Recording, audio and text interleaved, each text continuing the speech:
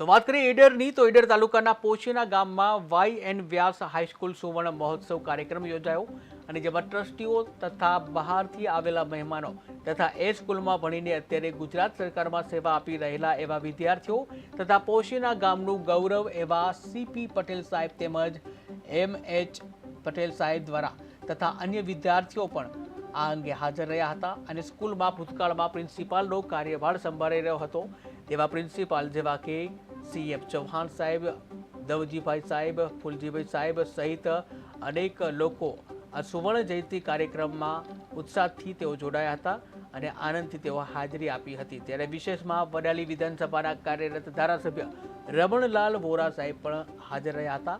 શાળા એક મંદિર છે જ્યાં બાળકોના સંસ્કારોનું સિંચન થાય એ વાત કરીને સર્વ ગામજનોને ખૂબ ખૂબ શુભેચ્છાઓ પાઠવી હતી। ત્યારે ઈડર તાલુકામાં સુવર્ણ મહોત્સવ યોજાયો હતો। પોશીના ગામમાં આયોજન કરવામાં આવ્યું હતું। ધારાસભ્ય રમણલાલ વોરા પણ હાજર રહ્યા હતા। મોટી સંખ્યામાં જૂના વિદ્યાર્થીઓ પણ ઉપસ્થિત રહ્યા હતા।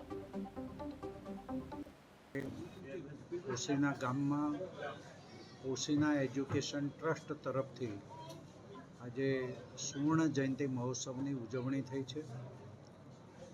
આ ગામમાં પહેલેથી જ વિશેષ કરીને મહાજન લોકો, પરિવાર લોકો અને ગામના વડીલોએ શિક્ષણને પ્રાધાન્ય આપ્યું છે, જેના કારણે આ શાળા આટલા વર્ષો પછી પણ સુવર્ણ જયંતિ મહોત્સવ ઉજવી રહી છે।